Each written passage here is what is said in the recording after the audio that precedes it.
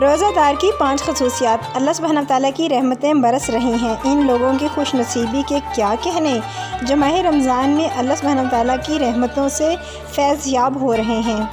یہ ایسا مبارک مہینہ ہے جس کے بارے میں رسول اللہ صلی اللہ علیہ وآلہ وسلم نے امت کو بے شمار فضائل بیان فرمائے ہیں۔ حضرت ابو ہریرہ رضی اللہ تعالیٰ عنہ سے روایت ہے کہ رسول اللہ صلی اللہ علیہ وآلہ وسلم نے فرمایا، میری امت کو بطور خاص رمضان میں 5 ایسی خصوصیات سے نوازا گیا ہے جو پہلی امتوں کو نصیب نہیں ہوئیں۔ اللہ سبحانہ وتعالیٰ کے ہاں روزہ دار کے منہ سے آنے والی بو مشک سے زیادہ پسندیدہ ہے۔ روزہ داروں کی بخشش کے لیے دریا کی مچھلیاں افطار کے وقت اللہ سبحانہ وتعالیٰ سے دعا مانگتی رہتی ہیں۔ روزہ داروں کے لیے روزانہ جنت کو سجایا اور آراستہ کیا جاتا ہے۔ اللہ رب العزت جنت سے فرماتے ہیں کہ ان قریب میرے نیک بندے خود سے مشقتوں کو دور کر کے تیرے اندر آنے والے ہیں۔ اس میں سرکش شیاطین کو باندھ دیا جاتا ہے۔ وہ رمضان میں ان برائیوں تک نہیں پہنچ سکتے جن برائیوں میں رمضان کے علاوہ میں پہنچ سکتے ہیں۔ رمضان کی آخری رات میں روزہ داروں کی مغفرت کا فیصلہ کیا جاتا ہے۔ صحابہ کرام رضی اللہ تعالیٰ عنہما نے پوچھا، یہ مغفرت والی رات شب قدر ہی ہے نا؟ رسول اللہ صلی اللہ علیہ وآلہ وسلم نے فرمایا، نہیں، بلکہ دستور دنیا یہی ہے کہ مزدور کو کام ختم ہونے کے وقت مزدوری دے دی جاتی ہے۔ روزہ دار کے منہ کی بو۔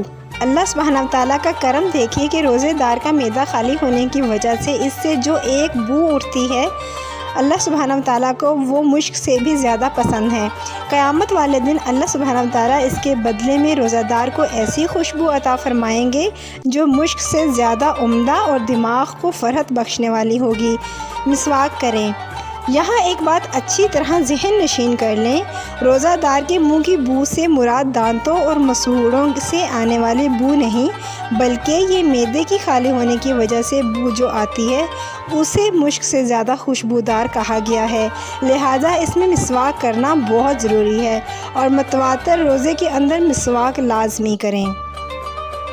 روزہ مبارکہ میں خود روزہ دار کی دعا بھی قبولیت کا تذکرہ ہے، لیکن قربان جائیے کہ روزہ دار کے لیے دریاؤں کی مچھلیاں تک دعائیں کرتی ہیں اور برابر افطار کے وقت تک کرتی رہتی ہیں۔ اللہ سبحانہ وتعالیٰ کے ہاں روزہ دار کی محبوبیت بر و بحر تک پھیل جاتی ہے۔ جنت کا آراستہ ہونا۔ جنت اگرچہ خود بہت خوبصورت ہے، لیکن اس کے باوجود روزہ دار کے لیے اعزاز و اکرام کے لیے اسے مزید سجایا جاتا ہے۔ کتنے خوش قسمت ہیں وہ لوگ جو رمضان میں اللہ سبحانہ وتعالیٰ کو راضی کر کے اپنے لیے جنت واجب کر لیتے ہیں۔ سرکش شیاطین کا قید ہونا۔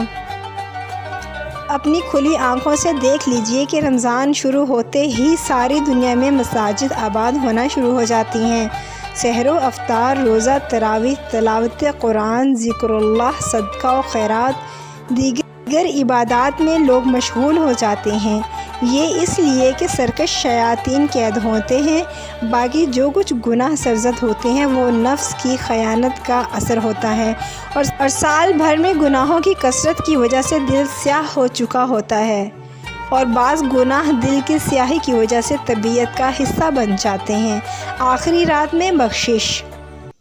رمضان المبارک کی آخری رات بہت قیمتی ہوتی ہے۔ اس رات میں اللہ سبحانہ وتعالیٰ روزہ داروں کی بخشش فرماتے ہیں، مہینہ بھر روزہ رکھنے کا انعام عطا فرماتے ہیں، لیکن ہم اس رات موج مستی اور خرید و فروخت میں مصروف ہوتے ہیں، حالانکہ یہی تو وہ وقت ہوتا ہے جب اللہ سبحانہ وتعالیٰ سے اپنی بخشش کرائی جائے، اپنے لیے مغفرت کا فیصلہ کرایا جائے۔ اے کاش ہمیں اس بات کا احساس ہو سکے ہم کتنی بڑی دولت اپنے ہاتھ سے ضائع کر بیٹھتے ہیں۔ اللہ سبحانہ وتعالیٰ ہمیں یہ تمام خصوصیات عطا فرمائیں اور اس رمضان کو ہماری بخشش کا فیصلہ فرما دیں۔ آمین یا رب العالمین۔ آپ سب لوگوں کا ہدایت کے پھول کی ویڈیوز دیکھنے کا، لائک کرنے کا بہت شکریہ۔ اپنے دوستوں کے ساتھ شیئر کریں اور اس صدقہ جاریہ میں اپنا حصہ بھی ڈالیں۔ بہت شکریہ۔